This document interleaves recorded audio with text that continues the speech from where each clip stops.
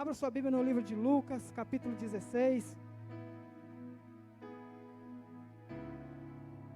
Lucas, capítulo 16. Lucas é um livro muito fácil de ser encontrado, é o terceiro evangelho. Versículo 19 é seguinte. Eu quero ler com bastante calma para que você entenda o que está acontecendo aqui, porque eu vou tentar ministrar esse versículo por versículo, assim como Jesus falou no dia da parábola lá, amém?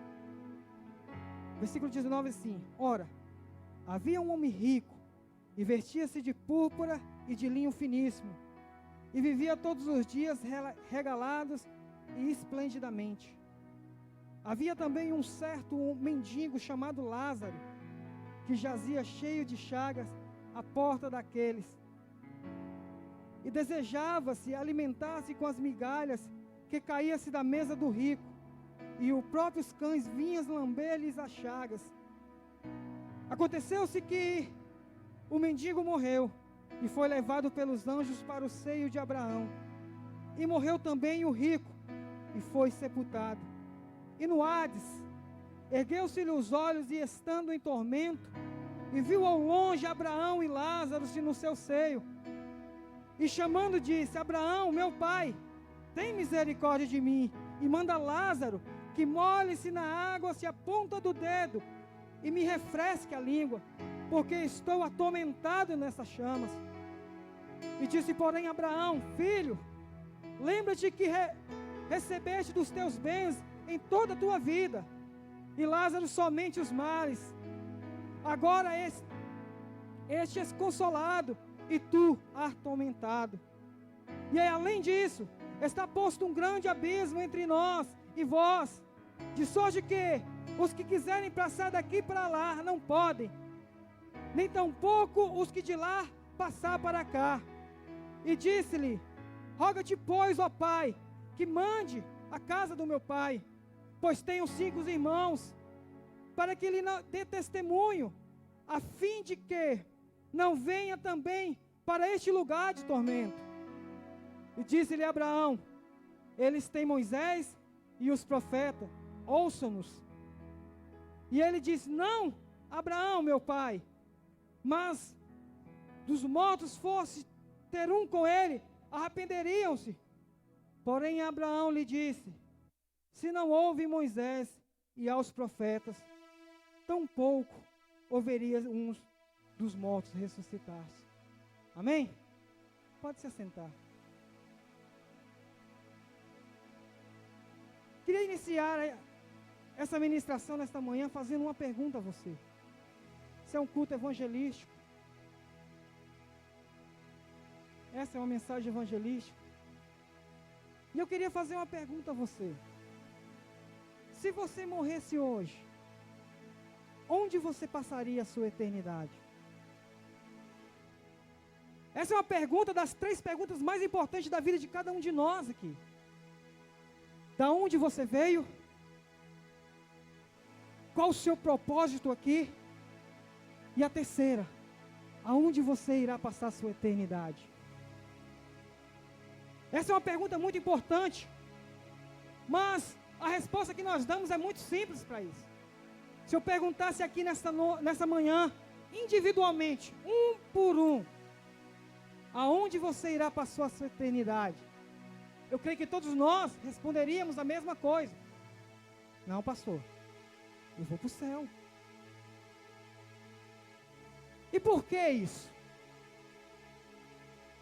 Deus, Ele nos deu o direito da graça comum. A graça comum, ela nos faz pensar que o dia de amanhã vai ser melhor que hoje. Seja você crente ou você incrédulo, você crê que amanhã vai ser melhor do que hoje. Essa é uma graça de Deus, isso é uma bondade de Deus para com todos os homens. E é normal nós pensar que se nós morrermos, nós vamos para um lugar melhor. Nós vamos estar em uma posição melhor. E eu falo para vocês aqui nesta manhã, quando muitos de nós morrermos, a nossa morte e o lugar aonde iremos passar a eternidade vai ser uma grande surpresa para muitos de nós. Quando nós morremos nesta vida, vou repetir para que você ouça isso e você grave isso. Aonde nós iremos passar a nossa eternidade, vai ser uma grande surpresa para muitos de nós. A Bíblia conta a história de 2 homens aqui. O primeiro fala que ele era um homem rico. Como homem rico, ele era um homem respeitado, honrado. E eu quero que vocês venham a raciocinar comigo, não nos nossos dias de hoje, mas no dia que Jesus ministrou essa parábola. Na época de Jesus, um homem rico, ele era honrado, ele era muito respeitado. Todo mundo queria estar perto daquele homem, todo mundo queria tirar proveito daquele homem, queria poder ter a amizade daquele homem. Isso era normal, porque ele era um homem muito rico. E a Bíblia fala que ele era um homem que vestia de linho puro e púrpura. Quer dizer isso que ele não era somente rico, ele era muito, muito, mas muito rico, porque a roupa de linho e de púrpura era usada somente para a realeza. Só para pessoas muito ricas, para a pessoa realeza. E também pelos religiosos da época, os fariseus, os sacerdotes, porque era muito caro e era algo muito fino. E esse homem se vestia dessa maneira, pastor, não era em momentos da vida dele, não. A Bíblia fala que era diariamente. O camarada era rico, era bom, tinha muito. E por outro lado, nós vemos a história de um segundo homem. A Bíblia dá o nome dele de Lázaro. O nome Lázaro significa recebendo o favor de Deus. E nós vemos algo contrário ao nosso primeiro personagem. O primeiro era muito rico. Lázaro, porém, a Bíblia fala que Lázaro era um mendigo e que jazia. A palavra jazia vem do grego balor. Esse jazia aqui é uma tradução meio que errada para como Lázaro estava na porta daquele homem rico. Barô significa deixado. E segundo comentário que eu li, Lázaro ele não jazia, ele não tinha ido ali porque ele, com as suas próprias forças. Lázaro havia sido deixado na porta daquele homem rico. E a Bíblia fala que Lázaro ali jazia ali, estava ali, tinha sido deixado ali. E o motivo dele ter sido deixado era justamente porque ele poderia tiver uma espécie de uma deficiência. Por isso que ele foi deixado ali, para mendigar das migalhas que caía da mesa daquele homem. Lázaro não vestia de linho como aquele homem rico. A Bíblia fala que Lázaro ele estava coberto, pastor, de chagas.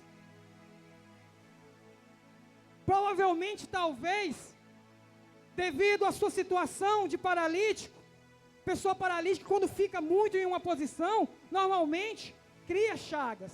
Ou talvez ele possuía um câncer de pele que estava consumindo com ele. E a Bíblia fala que ele ficava ali esperando comer das migalhas que caía da mesa daquele rico. E aqui tem uma outra interpretação tremenda nisso aqui. Quando fala comer das migalhas, naquela época havia um costume entre os ricos, porque naquela época não se usava, não é como os nossos dias de hoje, que tem garfo, tem faca, tem guardanapo, tem todo esse acessório para na hora que você vai comer. Naquela época não. Naquela época, normalmente, a pessoa se alimentava de pão, frutas, vinho, e muitas das vezes vinha um caldo ou uma sopa, para que a pessoa mergulhasse o pão e se alimentasse. E muitas das vezes, quando a pessoa mergulhava o pão naquilo ali, se melava a mão. E naquela época, tinha um outro pão que ficava de reserva do lado da mesa, e eles usavam esse pão para se secar as mãos, para limpar aquilo que escorria pelas mãos, e aí eles jogavam para os cachorros. E era disso que Lázaro se alimentava, era disso que Lázaro vivia. Ele estava ali simplesmente para desfrutar os pães com os cachorros. Pastor, como é que você sabe disso? Eu estudei e tem uma outra parte. Lembra daquela vez no livro de Mateus o que acontece? Que aquela mulher chega para Jesus e fala assim, Jesus fala assim, ei, não é lícito tirar os pães dos cachorros e deitar aos cachorrinhos. Aí aquela mulher responde, Senhor, mas os cachorrinhos comem das migalhas que caem da mesa do seu Senhor. Ou seja, Lázaro, além de disputar aquele momento ali com os cachorros, a Bíblia fala que os cachorros vinham e lambiam as suas chagas. Quando eu começo a imaginar o sofrimento daquele homem, eu fico assustado e meu coração padece. Mas, quando nós entramos no versículo 22, as coisas mudam, pastor. As coisas mudam. A Bíblia fala que morreu Lázaro. É fácil entender. Lázaro estava doente, era aleijado, cheio de chagas. Os cachorros lambiam, bactéria. É normal entender que Lázaro morreu. Mas a Bíblia fala assim, morreu Lázaro e morreu o rico. Sabe o que eu entendo nisso aqui? Romanos, capítulo 6, 23. Porque o salário do pecado é a morte, mas o dom gratuito de Deus é a vida eterna. Na morte, há uma surpresa. Morreu rico, independente da posição que nós aqui exercemos. Se você é bonito, eu sou feio. Se ele é rico, se ele é pobre. Se você tem posição ou não. Esse é o destino de todos nós aqui. Se Jesus não voltar, todos nós iremos morrer um dia. Independente do que você seja. E a Bíblia fala que morreu o mendigo, morreu o rico. E quando nós entramos nessa passagem aqui, as coisas mudam a partir do 22. E Jesus estava ministrando essa parábola para uma multidão de religiosos naquela época, fariseus, escribas. Havia muitos, onde Jesus ministrava sempre tinha muito deles. E havia um ensinamento naquela época. Qual é o ensinamento, pastor? O ensinamento era que eles entendiam que um homem rico, quando o homem era rico, ele tinha sido um homem que tinha sido abençoado por Deus. Que Deus tinha abençoado a vida dele, por isso que ele era rico daquele jeito. Que ele tinha recebido o favor de Deus. E quando uma pessoa era pobre, na situação de Lázaro, eles estavam recebendo a maldição, e por isso aquela pessoa estava passando por aquilo. E na mentalidade dele, quando aquelas pessoas morressem, continuaria da mesma forma.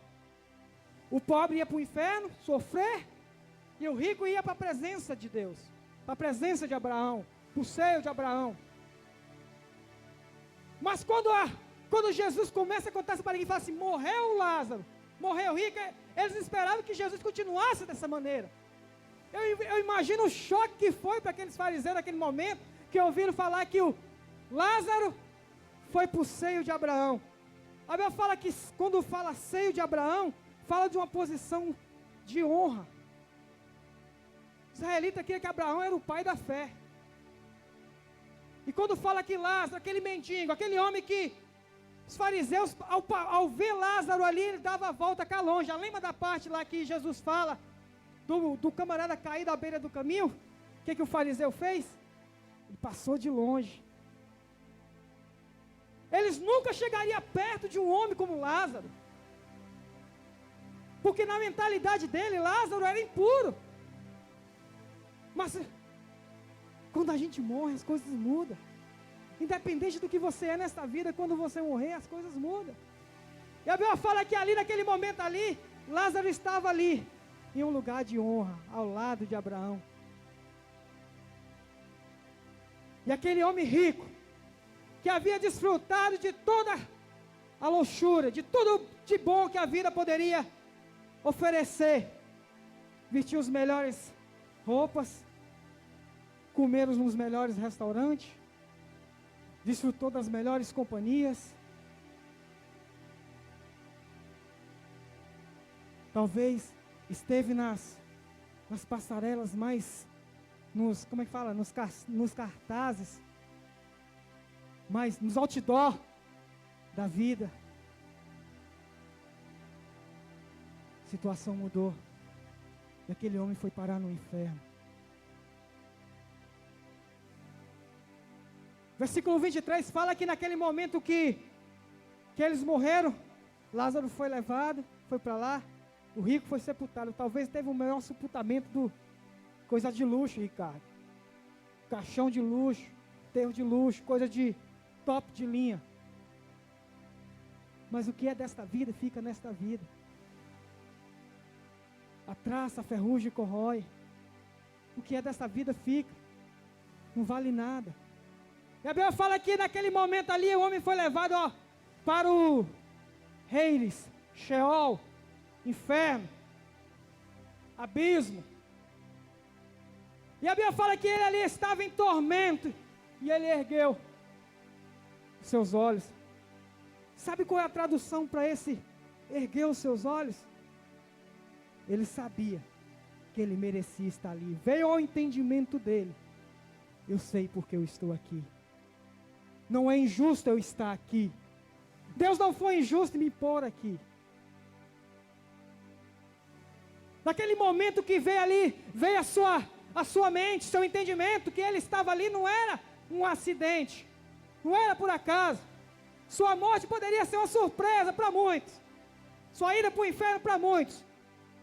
Mas ele entendia que ele estava ali porque ele merecia estar ali. E outra coisa que no inferno, a gente muitas das vezes pensa muito no céu, né? Quer saber do céu. Nós estamos estudando céu e inferno ali, hoje nós fechamos estudos de 3 semanas. E todo mundo só quer saber do céu. Os adolescentes, os jovens, né? Todo mundo quer saber como é que é o céu. O que vai ser o céu? Deus está lá, o que não tem? Nós todos queremos saber do céu. Mas eles estão aqui, eles são testemunha. Não houve muita pergunta sobre o inferno, pastor. Ninguém quer saber do inferno. Mas calma aí que eu vou te explicar um pouquinho o que é o inferno. Tentar explicar para vocês o que é o inferno. Eu quero que você imagine agora um momento de mais dor que você já teve. De maior sofrimento que você já teve. De maior decepção. De maior revolta. De maior tristeza.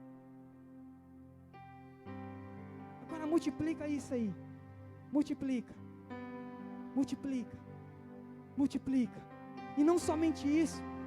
Quem já sofreu queimadura? Dói. Imagina aquela dor da queimadura em todo o seu corpo, eternamente te consumindo.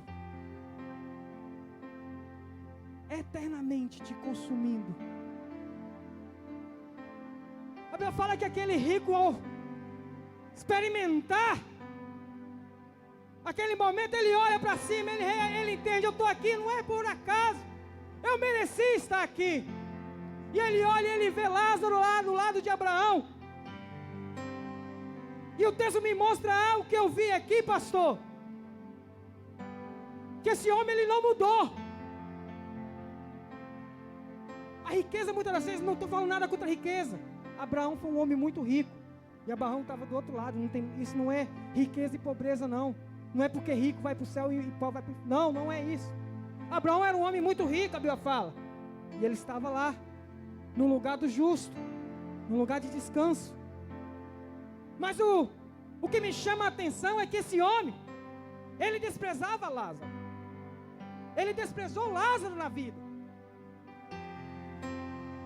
Porque quando ele olha lá que ele vê Lázaro, ao lado de Abraão, ele fala assim, manda que Lázaro venha me servir pelo menos uma gota d'água na minha língua. Cara arrogante. Não somente isso, depois, logo à frente, ele fala também assim, manda que Lázaro vai. Ei, ele sabia que aonde Abraão estava ali, tinha muitos outros que poderia fazer. Mas no entendimento dele, a posição de Lázaro continua sendo um mendigo para ele. Um pobre coitado, que deveria servi-lo. Vocês estão entendendo? No inferno, a gente não muda. Sabe por quê? Porque não há arrependimento mais lá. Já não tem como arrepender mais. Aí Abraão fala assim, não, isso não pode acontecer. Há um abismo que separa. Esse abismo quer dizer simplesmente, não é que você está lá no inferno, lá você vai ver o céu, não. Não. Esse abismo quer dizer que não há escapatória. Quem for para o céu, é céu eternamente. Quem for para o inferno, é inferno eternamente. Não há. E por mais que você queira uma gota d'água na língua, ou uma gota d'água para refrescar, é tormento e aquela dor eternamente. Não há alívio. Não vai haver alívio. Quando a gente olha para essa palavra aqui, eu achava que era sobre Lázaro. Mas não. Essa palavra é sobre o rico. Lázaro simplesmente, se você olhar, Lázaro simplesmente só narra sobre ele. Lázaro não fala um A nessa parábola. Eles não explicam o que aconteceu com Lázaro no céu, mas só fala do rico. Jesus foi o que mais pregou sobre o inferno na Bíblia. O inferno é real.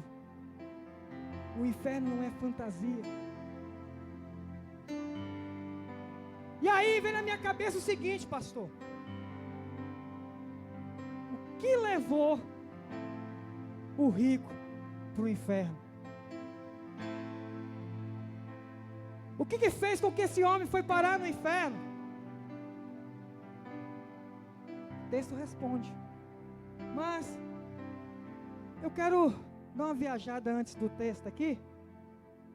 Talvez na minha mentalidade, na sua mentalidade, nessa pergunta, você vai falar assim: pastor, eu sei o que levou o rico para o inferno. Foi porque na vida ele desprezou a Lázaro. Pode ser. Porque a Bíblia fala lá, Jesus fala em Mateus, que muitos tive fome e não me deste de comer. Tive sede e não me deste de beber. Tive preso e não fosse me visitar. Pode ter sido isso. Pode ter sido isso que fez com que Lázaro fosse para o inferno. Que o rico fosse para o inferno. Ou talvez você fale assim: não, pastor, talvez é porque ele não era judeu e os judeus criam que só os judeus iam para o céu e que os incrédulos, que o gentio ia para o inferno. Assim como nós cremos também que só os crentes que vão para o céu, quem está na outra igreja ali não vai, quem está na outra igreja, só aqui na Povo God que vai para o céu. Talvez seja essa mentalidade. Mas não, ele era judeu, porque quando ele se refere a Abraão, ele fala pai Abraão. E Abraão, quando se refere a ele, fala filho. Ele era um judeu legítimo. Ou talvez você fale assim: ah, pastor, talvez ele foi um camarada que cometeu um pecado muito sério, viveu uma vida de adultério, de prostituição, ou matou, assassinou, ou talvez era como Hitler, ou talvez era como Ciclano, por isso que ele merecia, ele não era uma pessoa boa. Eu não creio que seja isso, porque aqui não fala nada a respeito dele. Pelo contrário, fala que ele era um homem honrado. O que levou aquele homem para o inferno tem levado muita gente nos nossos dias para o inferno ainda. E o que é, pastor? Vamos ler aqui?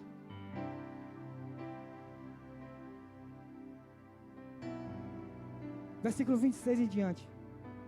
Não, 27. E disse: rogo-te, pois, pai, que eu mande à casa do meu pai, pois tenho 5 irmãos, para que lhe dê testemunho, a fim de que não venha também para este lugar de tormento.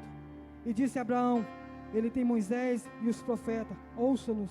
E ele disse: não, Abraão, meu pai, mas se alguém dos mortos for ter com ele, arrependerão. Porém Abraão lhe disse: se não ouvires a Moisés e os profetas, tão pouco acreditaria, ainda que algum dos mortos ressuscitasse. Vocês entenderam o que levou aquele homem para o inferno? Foi não obedecer a palavra de Deus, foi não dar ouvido à palavra de Deus. E não somente aquele homem, mas os 5 irmãos deles iriam para o mesmo lugar. Eles têm a lei, eles têm Moisés e os profetas.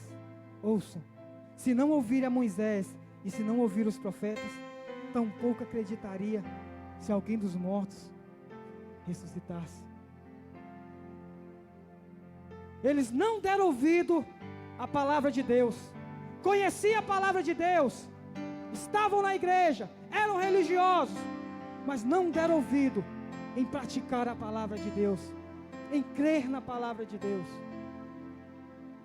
Aí ele fala assim, não, e ao ouvir aquele ele usa como isso, não, eu acho que só isso não vai ser suficiente, não. Manda que Lázaro vai, que se eles veem um que ressuscitou dos mortos, eles vão crer, e creriam. Jesus ressuscitou a Lázaro, mas não é o mesmo Lázaro não, aqui nós estamos falando do Lázaro, irmão de Maria. O que eles queriam fazer com Lázaro? Jesus ressuscitou a Lázaro, o que eles queriam fazer com aquele Lázaro lá, irmão de Maria, que Jesus ressuscitou? Eles queriam matar, para que não desse testemunho de quem Jesus era. Não somente isso, mas o Filho de Deus também morreu e ressuscitou, pastor. E o que eles fizeram ao ouvir que o Filho de Deus havia ressuscitado? A Bíblia fala que eles deram dinheiro, suborno, para que ninguém contasse o que havia visto.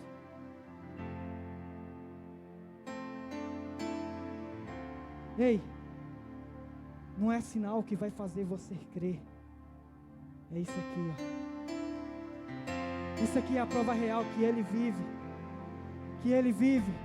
E da nossa necessidade de viver com Ele. É ela que vai te convencer. Não são os sinais. A vida desse rico trouxe para nós nesta manhã umas lições muito sérias. Esse rico foi testemunha de algo para mim e para você. Para que nós revemos as nossas vidas. Revemos os nossos conceitos. E as nossas maneiras de viver. Para que na manhã depois, quando nós fecharmos os nossos olhos, passou nesta vida, a nossa vida não venha a ser surpreendida como este homem foi. Saiba que Deus, Ele é justo. Deus, Ele não comete erro algum. Tudo que Deus faz é reto e é bom. Saiba que Deus nessa manhã te trouxe aqui. Talvez você vá assim, essa palavra era para fulano, era para ciclano. Não, essa palavra é para você. Deus, Ele te trouxe aqui essa manhã para que você ouvisse essa palavra. Para que amanhã você não possa dizer, ei, eu não era para estar aqui. Eu não tive a oportunidade de ouvir a palavra. Eu não tive a oportunidade de ouvir a palavra. Eu não sabia que eu tinha que praticar a palavra. Eu não sabia que eu tinha que crer que Jesus veio, que Deus veio em forma de homem, morreu numa cruz do Calvário, entregou a sua vida pelos meus pecados. E a minha maneira de eu receber a minha salvação é através da minha vida com Ele. É através do meu relacionamento com Ele. Esse dia vai ser usado para a sua vida, no dia da sua morte. Amém? Fico de pé neste momento. Quero orar com você.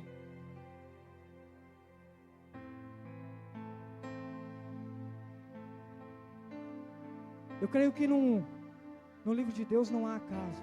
A Bíblia fala que Deus tem todas as coisas desde a fundação do mundo. E esse dia foi marcado para as nossas vidas aqui, amém? Eu queria que você neste momento orasse a Deus e fosse verdadeiro com Deus em seu coração. Fosse verdadeiro com Deus na sua oração. Porque a Bíblia fala que de Deus ninguém se zomba. Não é verdade? Talvez você possa enganar a mim. Talvez você possa enganar o pastor Edmar, o pastor Ivanice. Ou eu possa enganar vocês. Mas a Deus ninguém engana a Deus. Ele conhece o nosso coração, conhece a nossa mente.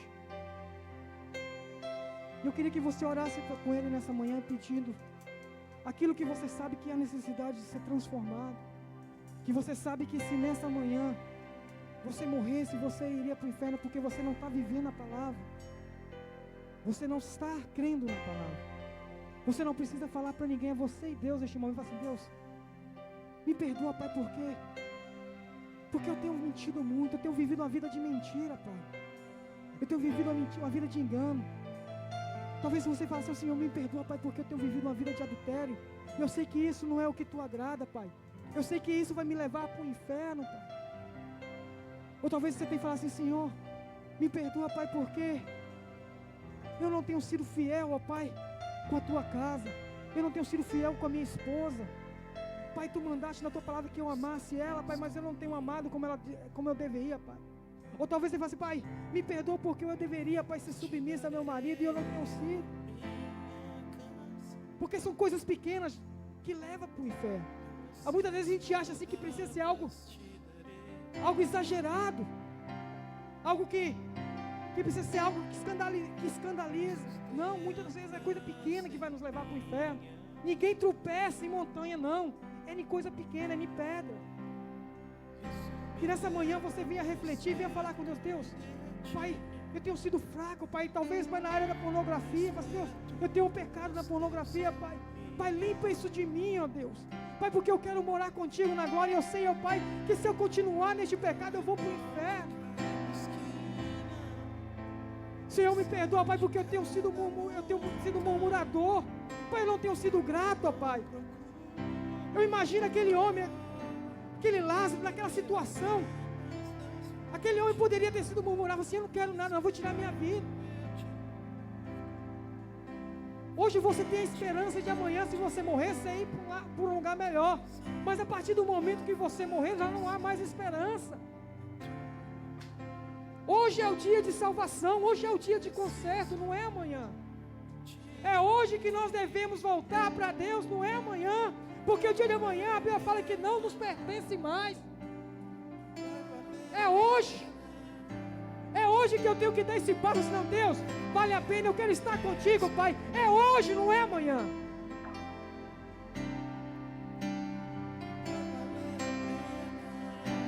Fale com Deus neste momento: Senhor, se é falta talvez de recurso, seja o que for que tem sido um empecilho, fala com Deus. Deus, tira esse empecilho, Pai, para que eu venha ser melhor, para que eu venha ser mudado. Porque, meu irmão, quando nós entendemos que há uma necessidade de mudança em nossas vidas, e nós nos humilhamos diante de Deus, tenha certeza disso. Deus, Ele não te desamparará. Deus, Ele não vai te dar as costas quando você realmente querer mudança.